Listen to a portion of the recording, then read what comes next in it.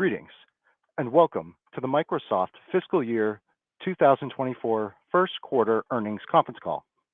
At this time, all participants are in a listen-only mode. A question-and-answer session will follow the formal presentation. If anyone should require operator assistance during the conference, please press star zero on your telephone keypad. As a reminder, this conference is being recorded. I would now like to turn the call over to your host, Brett Iverson, Vice President of Investor Relations. Mr. Iverson, please go ahead. Good afternoon, and thank you for joining us today. On the call with me are Satya Nadella, Chairman and Chief Executive Officer, Amy Hood, Chief Financial Officer, Alice Jolla, Chief Accounting Officer, and Keith Dolliver, Corporate Secretary and Deputy General Counsel. On the Microsoft Investor Relations website, you can find our earnings press release and financial summary slide deck, which is intended to supplement our prepared remarks during today's call and provides a reconciliation of differences between GAAP and non-GAAP financial measures. More detailed Outlook slides will be available on the Microsoft Investor Relations website when we provide Outlook commentary on today's call. Microsoft completed the acquisition of Activision Blizzard on October 13th, 2023. We will share more on the expected impact of the Activision acquisition during the Outlook commentary portion of today's call. On this call, we will discuss certain non-GAAP items. The non-GAAP financial measures provided should not be considered as a substitute for or superior to the measures of financial performance prepared in accordance with GAAP. They are included as additional clarifying items to aid investors in further understanding the company's first quarter performance, in addition to the impact these items and events have on the financial results. All growth comparisons we make on the call today relate to the corresponding period of last year, unless otherwise noted. We will also provide growth rates in constant currency when available as a framework for assessing how our underlying businesses performed, excluding the effect of foreign currency rate fluctuations. Where growth rates are the same in constant currency, we'll refer to the growth rate only. We'll post our prepared remarks to our website immediately following the call until the complete transcript is available. Today's call is being webcast live and recorded. If you ask a question, it will be included in our live transmission, in the transcript, and in any future use of the recording. You can replay the call and view the transcript on the Microsoft Investor Relations website. During this call, we'll be making forward-looking statements, which are predictions, projections, or other statements about future events. These statements are based on current expectations and assumptions that are subject to risks and uncertainties. Actual results could materially differ because of factors discussed in today's earnings press release, in the comments made during this conference call, and in the risk factors section of our Form 10-K, Forms 10-Q, and other reports and filings with the Securities and Exchange Commission. We do not undertake any duty to update any forward-looking statement. And with that, I'll turn the call over to Satya. Thank you, Brett. We are off to a strong start to the fiscal year, driven by the continued strength of Microsoft Cloud, which surpassed $31.8 billion in quarterly revenue, up 24%. With Copilots, we are making the age of AI real for people and businesses everywhere. We are rapidly infusing AI across every layer of the tech stack and for every role and business process to drive productivity gains for our customers. Now I'll highlight examples of our progress, starting with infrastructure. Azure again took share as organizations bring their workloads to our cloud. We have the most comprehensive cloud footprint with more than 60 data center regions worldwide, as well as the best AI infrastructure for both training and inference. And we also have our AI services deployed in more regions than any other cloud provider. This quarter, we announced the general availability of our next-generation H100 virtual machines. Azure AI provides access to best-in-class frontier models from OpenAI and open-source models, including our own, as well as from Meta and Hugging Face, which customers can use to build their own AI apps while meeting specific cost, latency, and performance needs. Because of our overall differentiation, more than 18,000 organizations now use Azure OpenAI Service, including new to Azure customers. And we are expanding our reach with digital-first companies with OpenAI APIs, as leading AI startups use OpenAI to power their AI solutions, therefore making them Azure customers as well. We continue to see more cloud migrations with Azure Arc. We are meeting customers where they are, helping them run apps across on-prem, edge, and multi-cloud environments. We now have 21,000 Arc customers, up 140% year over year. We are the only other cloud provider to run Oracle's database services, making it simpler for customers to migrate their on-prem Oracle databases to our cloud. Customers like PepsiCo and Vodafone will have access to a seamless, fully integrated experience for deploying, managing, and using Oracle database instances on Azure. And we are the cloud of choice for customers' SAP workloads too. Companies like Brother Industries, Haynes, Zeiss, and ZF Group all run SAP on Azure. Now on to data. In the age of copilots, organizations are looking to consolidate their data estates. That's why with our Microsoft Intelligent Data Platform, we're bringing together operational data stores, analytics, and governance. More than 73% of the Fortune 1000 use 3 or more of our data solutions today. And with Microsoft Fabric, we're unifying compute, storage, and governance into one end-to-end analytics solution with an all-inclusive business model. More than 16,000 customers are actively using Fabric, including over 50% of the Fortune 500. Now on to developers. With GitHub Copilot, we are increasing developer productivity by up to 55% while helping them stay in the flow and bringing the joy back to coding. We have over 1 million paid Copilot users, and more than 37,000 organizations have subscribed to Copilot for Business, up 40% quarter over quarter, with significant traction outside the United States. This quarter, we added new capabilities with GitHub Copilot Chat, which are already being used by both digital natives like Shopify, as well as leading enterprises like Maersk and PwC to supercharge the productivity of their software developers. All up, the number of developers using GitHub has increased 4x since our acquisition 5 years ago. We've also brought Copilot to Power Platform, enabling anyone to use natural language to create apps, build virtual agents, and analyze data. More than 126,000 organizations, including 3M, Equinor, Lumen Technologies, Nationwide, PG&E, and Toyota, have all used Copilot and Power Platform to date. EY, for example, has enabled Copilot for all 170,000 plus Power Platform users at the company.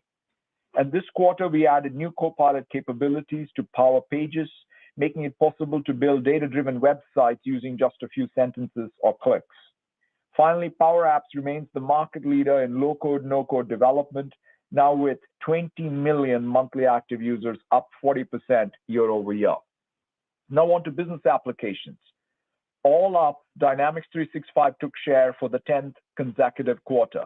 We're using this AI inflection point to redefine our role in business applications. We're becoming the Copilot-led business process transformation layer on top of existing CRM systems like Salesforce. For example, our Sales Copilot helps sellers at more than 15,000 organizations, including Rockwell Automation, Sandvik, Coromant, Securitas, and Teleperformance, personalize customer interactions based on data from third-party CRMs. We're also bringing Copilot to Dynamics 365 to help with everything from suggested actions and content ideas to faster access to valuable business data.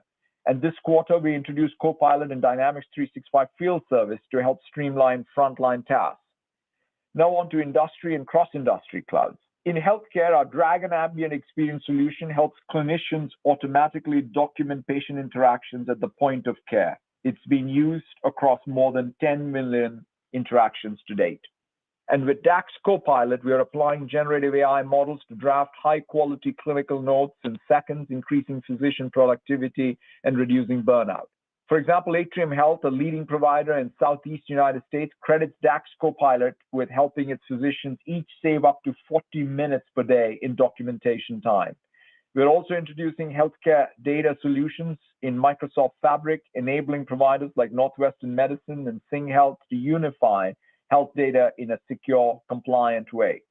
And with our Microsoft Cloud for Sovereignty, which will become generally available by the end of the calendar year, we offer industry-leading data sovereignty and encryption controls, meeting the specific needs of public sector customers around the world.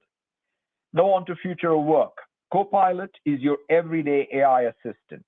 helping you be more creative in Word, more analytical in Excel, more expressive in PowerPoint, more productive in Outlook, and more collaborative in Teams. Tens of thousands of employees at customers like Bayer, KPMG, Mayo Clinic, Suncorp, and Visa, including 40% of the Fortune 100, are using Copilot as part of our early access program. Customers tell us that once they use Copilot, they can't imagine work without it, and we are excited to make it generally available for enterprise customers next week. This quarter, we also introduced a new hero experience in Copilot, helping employees tap into their entire universe of work, data, and knowledge using chat. And the new Copilot Lab helps employees build their own work habits for this era of AI by helping them turn good prompts into great ones. When it comes to Teams, usage continues to grow with more than 320 million monthly active users, making Teams the place to work across chat, collaboration, meetings, and calling. This quarter, we introduced a new version of Teams that is up to 2 times faster while using 50% less memory and includes seamless cross-tenant communications and collaboration. We have seen 9 consecutive quarters of triple-digit revenue growth for Teams Rooms, and more than 10,000 paid customers now use Teams Premium. Teams has also become a multiplayer canvas for business process. There are more than 2,000 apps in Teams Store, and collaborative apps from Adobe, Atlassian, and Workday each exceeded 1 million monthly active users on Teams. And with Viva, we have created a new market category for employee experience, helping companies like Dell, Lloyds Banking Group, and PayPal build high-performance organizations. With skills in Viva, we are bringing together information from Microsoft 365 and LinkedIn to help employers understand workforce gaps and suggest personalized learning content to address it, all in the flow of work. All up, we continue to see more organizations choose Microsoft 365, and companies across private and public sector, including Cerebrus, Chanel, DXC Technology, all rely on our premium E5 offerings for advanced security, compliance, voice, and analytics. Now on to Windows. The PC market unit volumes were at roughly pre-pandemic levels. And we continue to innovate across Windows, adding differentiated AI-powered experiences to the operating system. We rolled out the biggest update to Windows 11 ever with 150 new features, including new AI-powered experiences like Clipchamp, Paint, and Photos. And we introduced Copilot in Windows, the everyday AI companion, which incorporates the context of the web, your work data, and what you are doing on the PC to provide better assistance. We are seeing accelerated Windows 11 deployments worldwide from companies like BP, Eurowings, Cantor, and RBC. Finally, with Windows 365 Boot and Switch, we are making it easier than ever for employees at companies like Crocs, Hamburg Commercial Bank, and the ING Bank to get a personalized Windows 365 cloud PC with Copilot on any device. Now on to security. The speed, scale, and sophistication of cyber attacks today is unparalleled, and security is the #1 priority for CIOs worldwide. We see high demand for Security Copilot, the industry's first and most advanced generative AI product, which is now seamlessly integrated with Microsoft 365 Defender. Dozens of organizations, including Bridgewater, Fidelity National Financial, and Government of Alberta, have been using Copilot in preview, and early feedback has been positive. And we look forward to bringing Copilot to hundreds of organizations in the coming months as part of the new early access program so they can improve the productivity of their own security operations centers and stop threats at machine speed.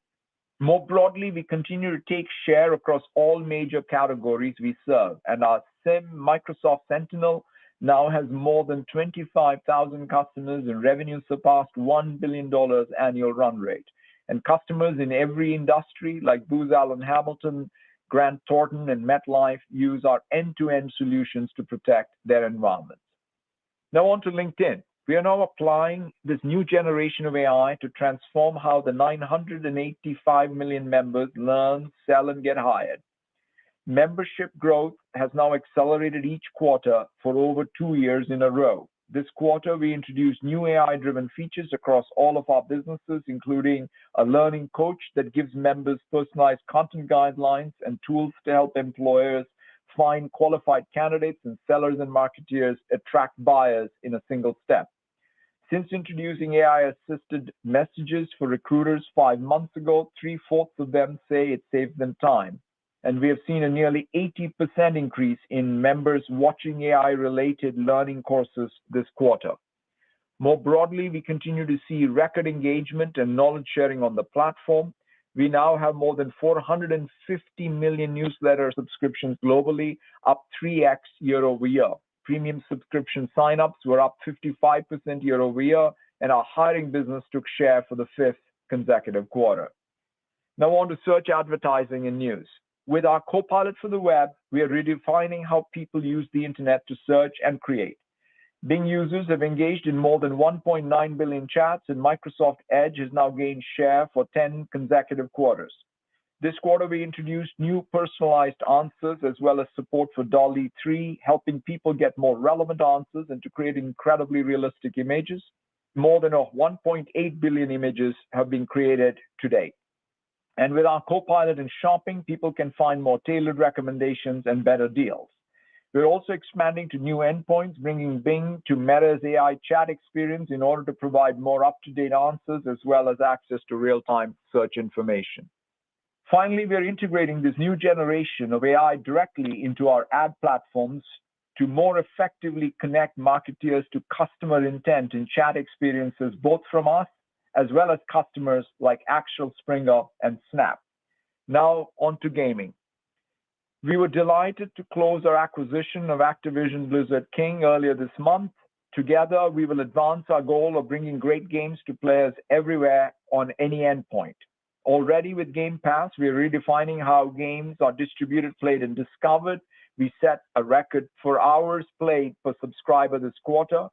We released Starfield this quarter to broad acclaim. More than 11 million people have played the game to date. Nearly half of the hours played have been on PC, and on launch day, we set a record for the most Game Pass subscriptions added on a single day ever. Minecraft has now surpassed 300 million copies sold, and with Activision Blizzard King, we now add significant depth to our content portfolio.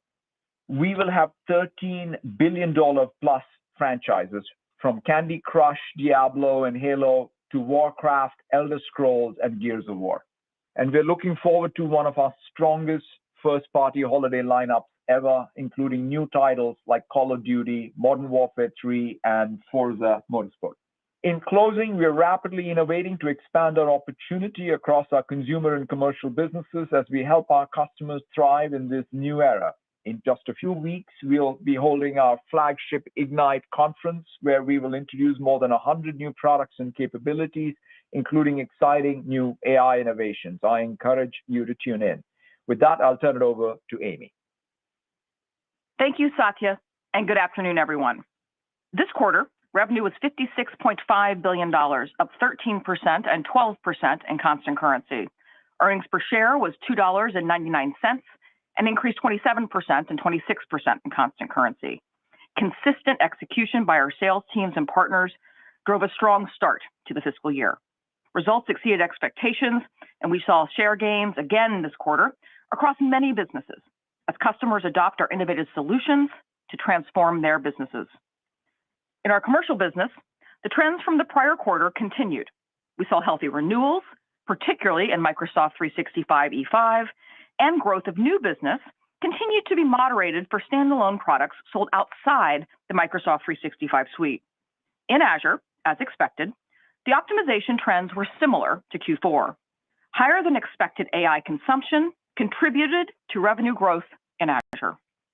In our consumer business, PC market unit volumes are returning to pre-pandemic levels.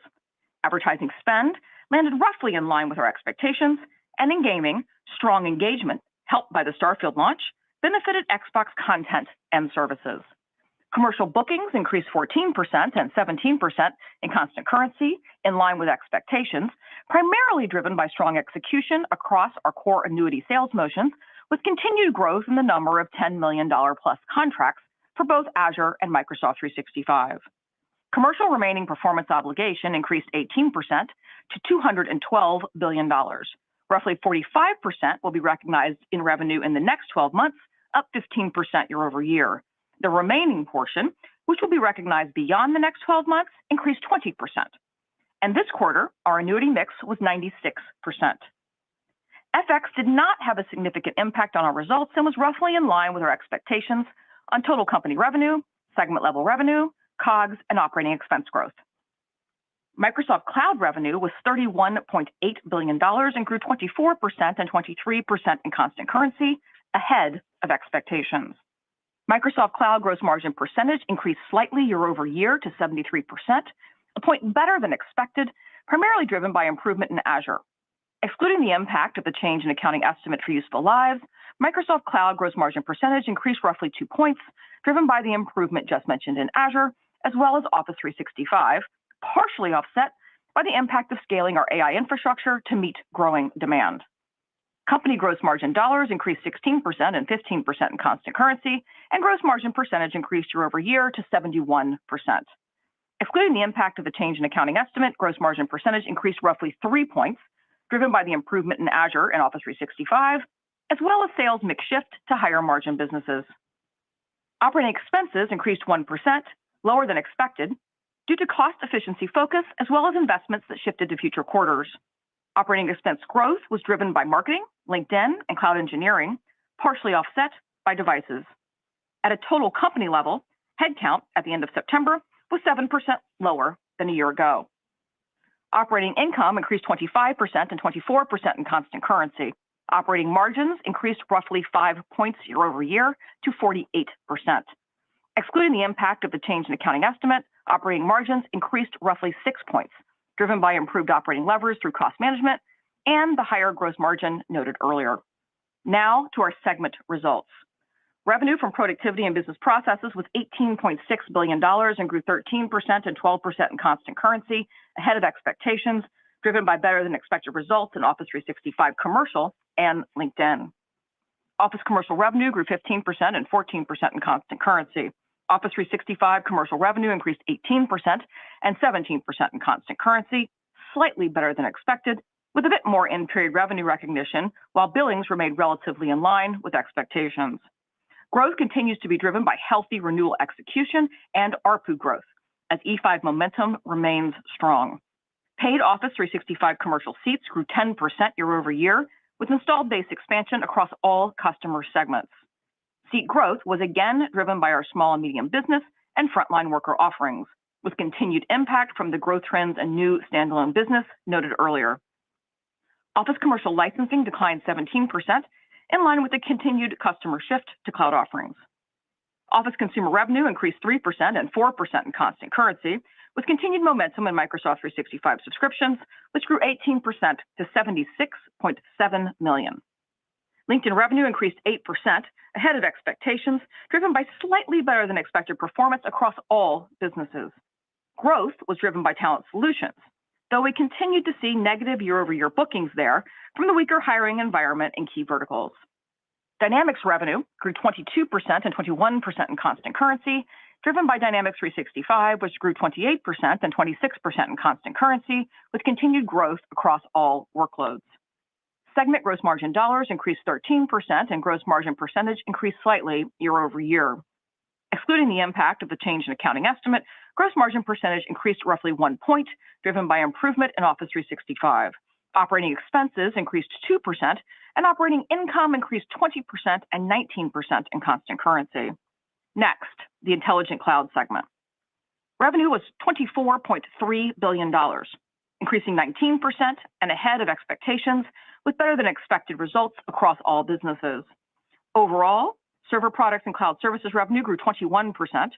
Azure and other cloud services revenue grew 29% and 28% in constant currency, including roughly 3 points from AI services. While the trends from prior quarter continued, growth was ahead of expectations, primarily driven by increased GPU capacity and better than expected GPU utilization of our AI services, as well as slightly higher than expected growth in our per-user business. In our per-user business, the enterprise mobility and security install base grew 11% to over 259 million seats, with continued impact from the growth trends and new standalone business noted earlier. In our on-premises server business, revenue increased 2%, ahead of expectations, driven primarily by demand in advance of Windows Server 2012 end of support. Enterprise and partner services revenue increased 1% and was relatively unchanged in constant currency, ahead of expectations, driven by better than expected performance in enterprise support services. Segment gross margin dollars increased 20% and 19% in constant currency, and gross margin percentage increased slightly. Excluding the impact of the change in accounting estimate, gross margin percentage increased roughly 2 points, driven by the improvement in Azure noted earlier, even as we scale our AI infrastructure to meet growing demand.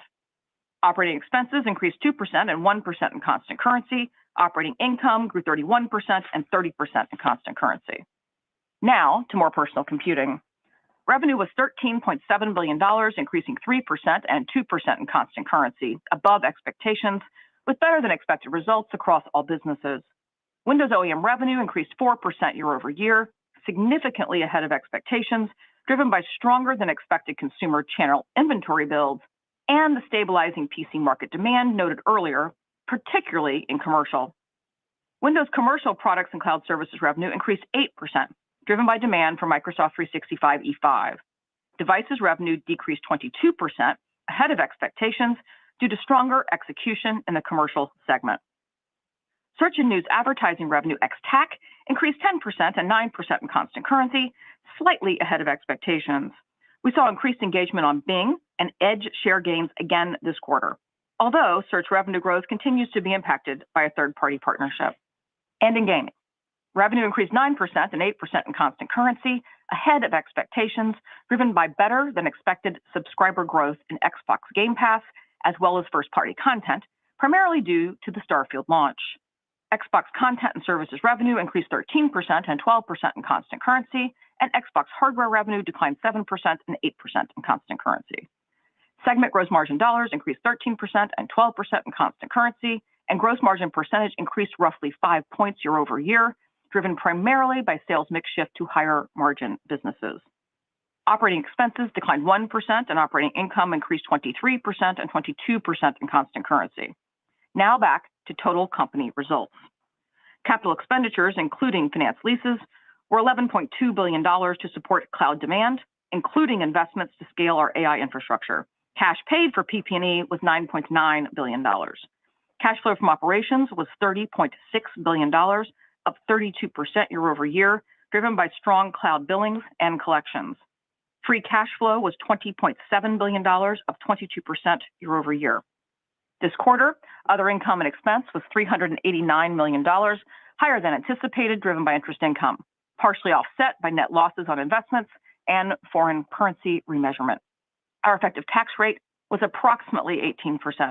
And finally, we returned $9.1 billion to shareholders through share repurchases and dividends. Now, moving to our Q2 outlook, which, unless specifically noted otherwise, is on a U.S. dollar basis. The Activision acquisition closed on October 13th, so my commentary includes the net impact of the deal from the date of acquisition.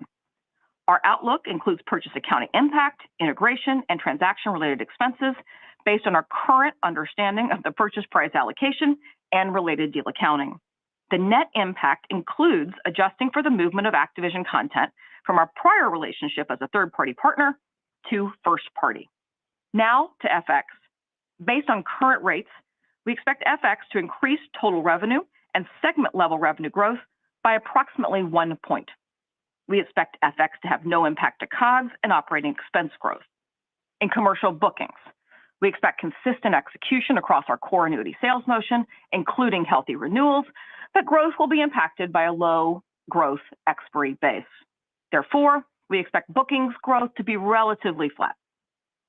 Microsoft Cloud gross margin percentage should be relatively flat year over year.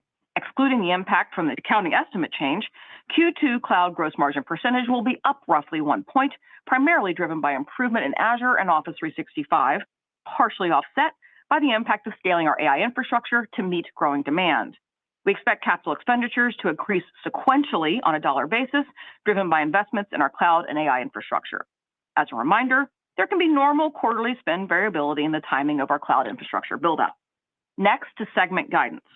In productivity and business processes, we expect revenue to grow between 11 and 12%, or $18.8 to $19.1 billion US dollars. Growth in constant currency will be approximately 1 point lower. In Office Commercial, revenue growth will again be driven by Office 365 with seat growth across customer segments and ARPU growth through E5. We expect Office 365 revenue growth to be up roughly 16% in constant currency. We're excited for Microsoft 365 Copilot general availability on November 1st and expect the related revenue to grow gradually over time. In our on-premise business, we expect revenue to decline in the mid to high teens. In Office Consumer, we expect revenue growth in the mid-single digits, driven by Microsoft 365 subscriptions. For LinkedIn, we expect revenue growth in the mid-single digits, driven by talent solutions and marketing solutions. Growth continues to be impacted by the overall market environments for recruiting and advertising, especially in the technology industry where we have significant exposure. And in Dynamics, we expect revenue growth in the high teens, driven by Dynamics 365. For Intelligent Cloud, we expect revenue to grow between 17 and 18%, or $25.1 to $25.4 billion US. Revenue growth in constant currency will be approximately 1 point lower. Revenue will continue to be driven by Azure, which, as a reminder, can have quarterly variability primarily from our per-user business and from in-period revenue recognition, depending on the mix of contracts. In Azure, we expect revenue growth to be 26 to 27% in constant currency, with an increasing contribution from AI. Growth continues to be driven by Azure consumption business, and we expect the trends from Q1 to continue into Q2. Our per-user business should continue to benefit from Microsoft 365 suite momentum, though we expect continued moderation in seat growth rates given the size of the installed base. For H2, assuming the optimization and new workload trends continue, and with the growing contribution from AI, we expect Azure revenue growth in constant currency to remain roughly stable compared to Q2. In our on-premises server business, we expect revenue growth to be roughly flat, with continued hybrid demand, particularly from licenses running in multi-cloud environments. And in enterprise and partner services, revenue should decline low to mid-single digits. Now to more personal computing, which includes the net impact from the Activision acquisition. We expect revenue of $16.5 to $16.9 billion US. Windows OEM revenue growth should be mid to high single digits, with PC market unit volumes expected to look roughly similar to Q1. In devices, revenue should decline in the mid-teens as we continue to focus on our higher margin premium products. In Windows commercial products and cloud services, customer demand for Microsoft 365 and our advanced security solutions should drive revenue growth in the low to mid-teens. Search and news advertising ex-TAC revenue growth should be mid-single digits, with roughly 4 points of negative impact from a third-party partnership. Growth should be driven by volume strength, supported by Edge browser share gains and increasing Bing engagement, as we expect the advertising spend environment to be similar to Q1. Reminder that this ex-TAC growth will be roughly 4 points higher than overall search and news advertising revenue. And in gaming, we expect revenue growth in the mid to high 40s. This includes roughly 35 points of net impact from the Activision acquisition, which, as a reminder, includes adjusting for the third-party to first-party content change noted earlier. We expect Xbox content and services revenue growth in the mid to high 50s, driven by roughly 50 points of net impact from the Activision acquisition. Now back to company guidance. We expect COGS between $19.4 to $19.6 billion US, including approximately $500 million of amortization of acquired intangible assets from the Activision acquisition. We expect operating expense of $15.5 to $15.6 billion US, including approximately $400 million from purchase accounting adjustments, integration, and transaction-related costs from the Activision acquisition. Other income and expense should be roughly negative $500 million, as interest income will be more than offset by interest expense, primarily due to a reduction in our investment portfolio balance and the issuance of short-term debt, both for the Activision acquisition. As a reminder, we are required to recognize gains or losses on our equity investments, which can increase quarterly volatility. We expect our Q2 effective tax rate to be between 19 and 20%. Now, some additional thoughts on H2, as well as the full fiscal year. First, FX.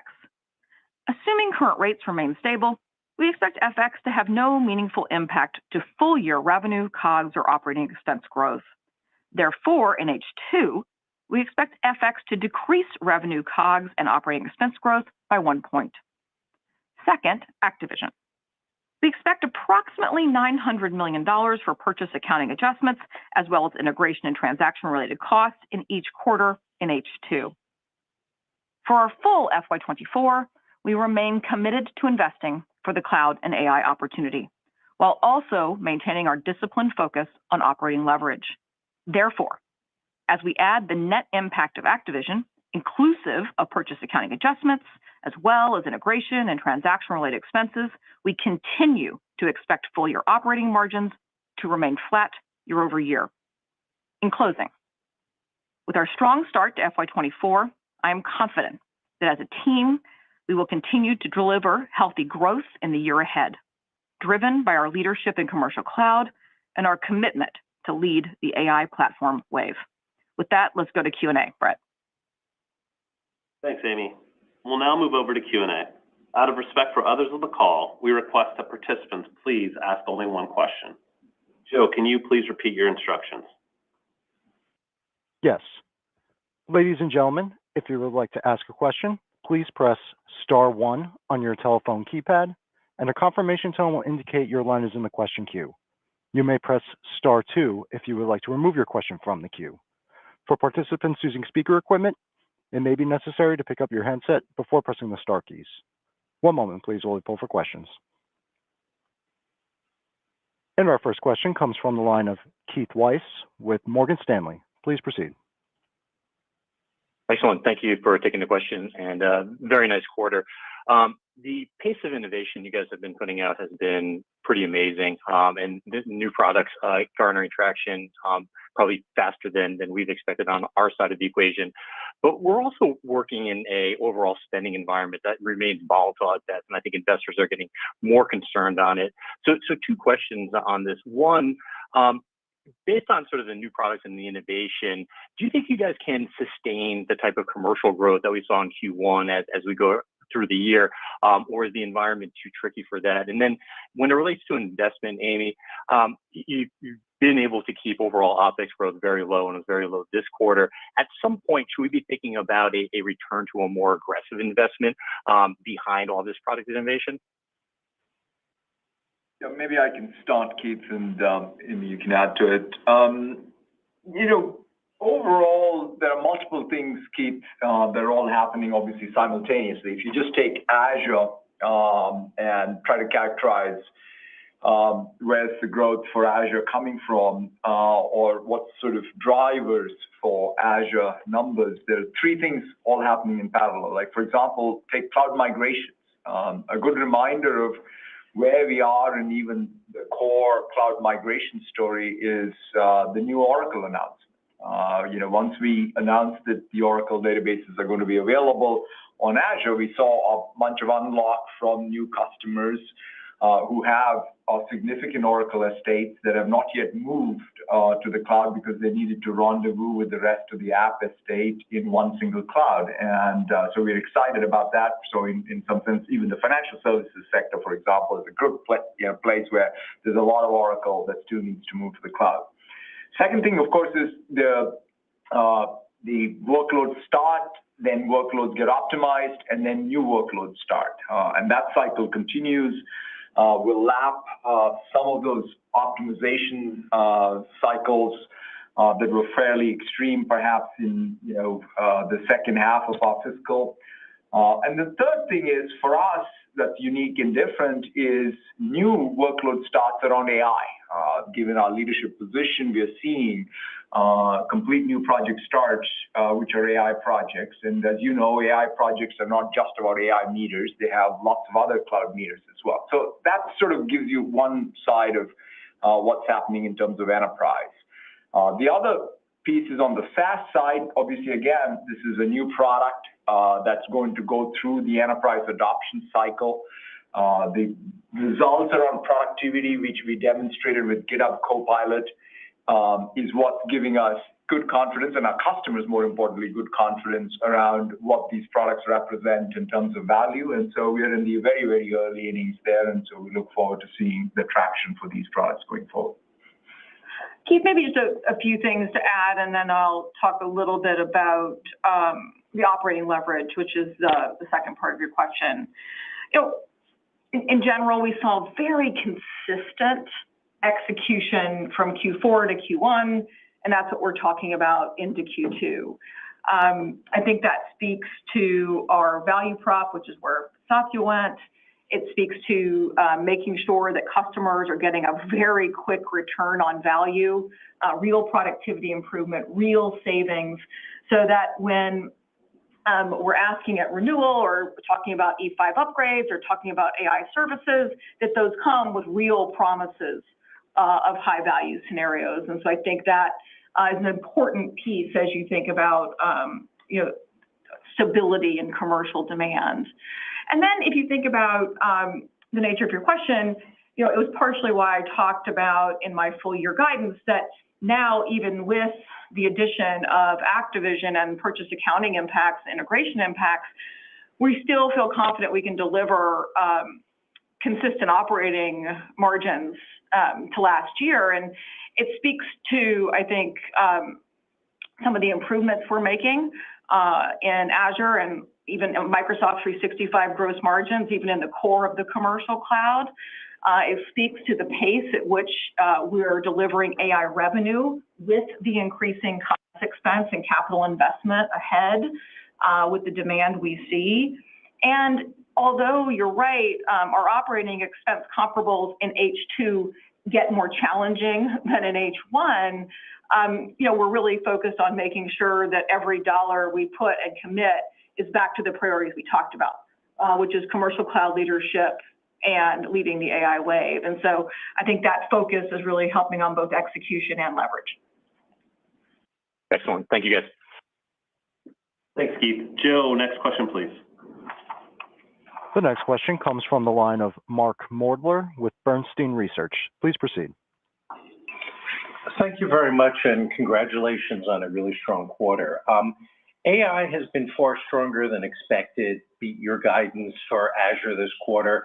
And while you discussed higher utilization and more GPUs have helped, has the fact that Microsoft has a full AI dev stack, Copilot reference architecture, and plugin architecture been a meaningful factor, not just from a revenue perspective, but also even potentially from a margin perspective?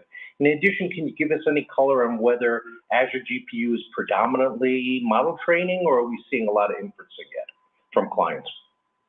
Thanks. No, thank you for the question, Mark. Yeah, it is true that we have, the approach we have taken is a full stack approach all the way from whether it's ChatGPT or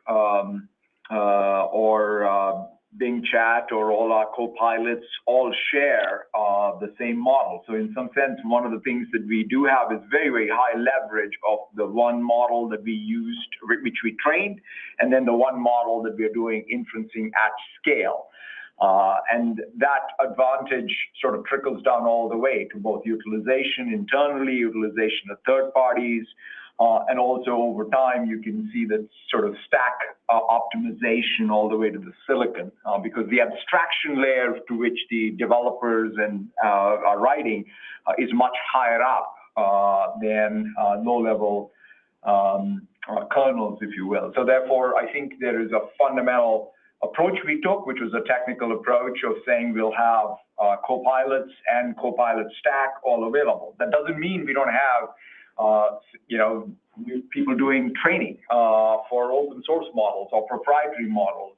We also have a bunch of open source models. We have a bunch of fine tuning happening, a bunch of RLHF happening. So there's all kinds of ways people use it, but the thing is we have scale leverage of one large model that was trained and one large model that's being used for inference across all our first-party SaaS apps, as well as our API in our Azure AI service.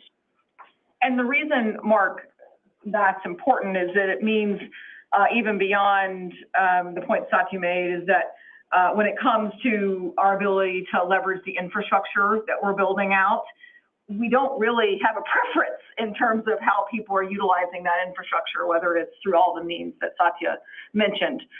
It gives us a good opportunity to see quick conversion into revenue. Yeah, I mean, one other thing I'd just add to perhaps Mark's question as well as Keith's is this platform transition, I think it's very important for us to be very disciplined on both I'll call our tech stack, as well as our capital spend, all to be concentrated. The lesson learned from the cloud side is this: we're not running a conglomerate of different businesses. It's all one tech stack up and down Microsoft's portfolio, and that I think is going to be very important, because that discipline, given what the spend will look like for the AI transition, any business that's not disciplined about their capital spend accruing across all their businesses could run into trouble. Extremely helpful. Thank you so much. Thanks, Mark. Joe, next question, please. The next question comes from the line of Brent Thill with Jefferies. Please proceed. Thanks, Amy. Good to see the 12% growth. Many investors are asking, can you sustain double-digit growth, especially with a stronger AI boost coming in the next several quarters? I think looking at as I said, Q1 was a strong start to the year. Q2 certainly implies that. We've talked about stability for Azure into the second half of the year, looking at in line with what we're seeing for Q2. And so I think we feel good about our ability to execute, but more importantly, our ability to continue to take share.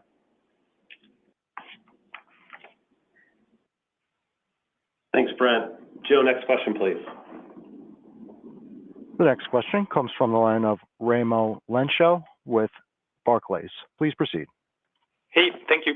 You sound very optimistic about the opportunity in the office space with the Copilot coming out now very soon. Can you speak a little bit about what you're seeing there in the customer base that tested this already, in terms of how excited they were with the special features there, and what does it mean in terms of adoption curve for that going forward once you go GA in 1st of November? Thank you. No, thanks for the question, Raimo. The good news is twofold. One is the fact that, 40% of the Fortune 100 are already in the preview and are using the product. And I think you all have also done lots of checks. And the feedback is very, very positive. And in fact, the interesting thing is it's not any one tool, right? Which is the feedback even is very clear that it's the all up. You just keep hitting the Copilot button across every surface, right? Whether it's in Word to create documents, in Excel to do analysis, or PowerPoint, or Outlook, or Teams. Like that, clearly the Teams meeting, which is an intelligent recap, right? It's not just a dumb transcript. It's like having a knowledge base of all your meetings that you can query and add to essentially the knowledge terms of your enterprise. And so we are seeing broad usage across, and the interesting thing is by different functions, whether it's in finance or in sales, by roles. We're seeing productivity gains like we saw with developers in GitHub Copilot. So that's the data. We are very excited about our Ignite conference, where we will talk a lot more about all of the use cases and where's the value, and give more prescriptive guidance on how people can deploy.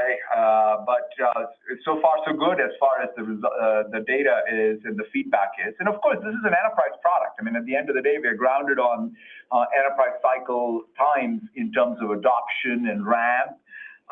And it's incrementally priced, so therefore that all will apply still. But at least for something completely new, to have this level of usage already and this level of excitement is something we're very, very pleased with. Thank you. Thanks, Raimo. Joe, next question, please. The next question comes from the line of Karl Keirstead with UBS. Please proceed. Okay, great. Thanks, Amy. Congrats on the 28% constant currency Azure growth. That's terrific. I wanted to press you a little bit on the outlook for Azure. You're obviously guiding to a 1 to 2 point decel in December and then stable thereafter. But why would it be stable? Why wouldn't it accelerate in the second half of your fiscal year if the AI contribution is increasing as you bring on more GPU capacity? Is this a function of perhaps continued core XAI Azure spend optimization, continuing or maybe even getting slightly worse? Why couldn't we see some upside in that Azure number? I know you're trying to be conservative, but I'd just love to understand it. Thanks so much. Thanks, Carl. A couple things as I talked about Q2 and then into H2. We've been very consistent that the optimization trends have been consistent for us through a couple of quarters now. Customers are going to continue to do that. It's an important part of running workloads. That is not new. There obviously were some quarters where it was more accelerated, but that is a pattern that is and has been a fundamental part of having customers both make new room for new workload adoption and continue to build new capabilities. And so I think that impact remains through the rest of the year, and my view is unchanged on that. And then, of course, I think the key component has always been new workload starts. And at the scale we're talking about, being able to have stability in our Azure business does mean that we will have a lot of new workload starts. And primarily, we're expecting those to come from AI workloads. But AI workloads don't just use our AI services. They use data services, and they use other things. And so that combination, I think, looking on a competitive basis, we feel good about our execution, we feel good about taking share, and we feel good about consistent trends. And so I feel good about that guide and what it says about where we are on share. Okay, terrific. Thanks. Thanks, Carl. Joe, next question, please. The next question comes from the line of Brad Sills with Bank of America. Please proceed. Oh, wonderful. Thanks so much. Very impressive to see the Office 365 commercial seat growth hanging in here in that double-digit range. It's very impressive just given the scale of that business. We think of Office as having such a dominant market position. Curious how you think about where that seat is coming from and how many more of those seats are out there to go get. Thanks for that question. Maybe I'll take that, Satya, if you want to add. In general, our seat growth it does come from all segments, but with a particular strength in small and mid-sized businesses, as well as what we call the frontline worker opportunity. And that has been, I would say, looking back a number of quarters, where the majority of our seat growth has gone. And while obviously it's slowed a bit, to your point, I think the fact that we're still able to add seats at this level speaks to the broadening nature of what Microsoft 365 means. It's more applicable to more people. And so I think many people have thought, oh my goodness, you've got a lot of customers already. And we look and say, how many people, when you expand what Microsoft 365 means, whether it's security or it means analytics or it means teams, it means lots of things in an expanding definition. It applies to more types of workers. And frankly, the value is such, especially on the small business front, where it's to the point where I think people feel like it's a great way to spend even the spend money they have. This remains a pretty compelling offer. Thank you. Thanks, Brad. Joe, next question, please. The next question comes from the line of Brent Bracelin with Piper Sandler. Please proceed. Thank you. Good afternoon. One thing that really stood out to me was the Intelligent Cloud segment operating margins. These came in, I think, at the highest level in 6 years, despite elevated AI investments. Was there a one-time tailwind here that helped, or are you at the point where Azure has got to come to the scale where Microsoft could sustain high margins even with an ambitious AI investment cycle? Thanks for that question. I think there are a couple things going on, and I would say in particular, this was a very good leverage quarter in that segment. Number one, the Azure revenue growth and the stability we're seeing in it absolutely is a help to operating leverage. The second component of that is in our core Azure business. The team continues to deliver thoughtful gross margin improvement across both technical decisions, software implementations. Our teams on the infrastructure build side have done really good work to deliver that, and so that's been helpful as well. And then, of course, on operating expenses, There's been a good focus on continuing even within that segment to make sure we're focusing that work on leading in the AI transition with Azure. And so you're right, even as we're investing in AI infrastructure, which will and should show up as revenue, it'll also show up in COGS and still deliver good margin. But this does have a slightly, as I talked about earlier, easier comp in Q1 and Q2, given it was some of our highest growth operating expense quarters in our company's history a year ago. Makes sense. Thank you. Thanks, Brent. Joe, we have time for one last question. And the last question will come from the line of Greg Moskowitz with Mizuho. Please proceed. Okay, thank you very much for taking the question. And maybe just a follow-up to what Brent was just asking about, but on the gross margin line. Amy, the Microsoft Cloud gross margin's up 2 points year over year, excluding the useful life change. A little more improvement than we've seen in some time, and some investors were worried that it might go in the other direction given increased AI investments. And so, as you look forward, do you think that you could drive some continued gross margin improvement over the medium term, and even as higher CapEx will filter into the model? Thanks. Yeah, let me break that into two components because they're both important, and it's a really good question, Greg. On our core business, the core Azure business, the core Office 365, M365 business, Dynamics business, they continue to deliver gross margin year-over-year improvements in the core. And so that, like in other quarters, has helped this quarter. In addition, what Satya mentioned earlier in a question, and I just want to take every chance to reiterate it. If you have a consistent infrastructure from the platform all the way up through its layers, that every capital dollar we spend, if we optimize revenue against it, we will have great leverage because wherever demand shows up in the layers, whether it's at the SaaS layer, whether it's at the infrastructure layer, whether it's for training workloads, we're able to quickly put our infrastructure to work generating revenue. Or on our Bing workloads. I mean, I should have mentioned all the consumer workloads use the same frame. And so when you think about, our investment in AI, yes, it will, because we're committed to leading this wave and see demand, you will see that impact in COGS growth. But what we're committed to doing is making sure it's highly leveraged and making sure you see the same growth in revenue. And I think, on occasion you may see something tick up, 1 or 2 points and the other one not quite get there. But the point is it's going to be very well paired because of the choices we've made over the past, frankly, numerous years to get to a point where that infrastructure is consistent.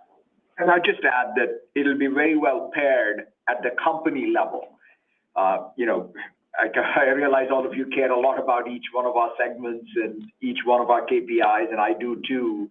But at the end of the day, our stack and the way it works, the way we do our capital allocation, the way we think about even the optimization of the demand to utilization is across the entirety of all of our segments and all of our products. Very helpful. Thanks, Greg. That wraps up the Q&A portion of today's earnings call. Thank you for joining us today, and we look forward to speaking with all of you soon. Thank you. This concludes today's conference. You may disconnect your lines at this time, and thank you for your participation.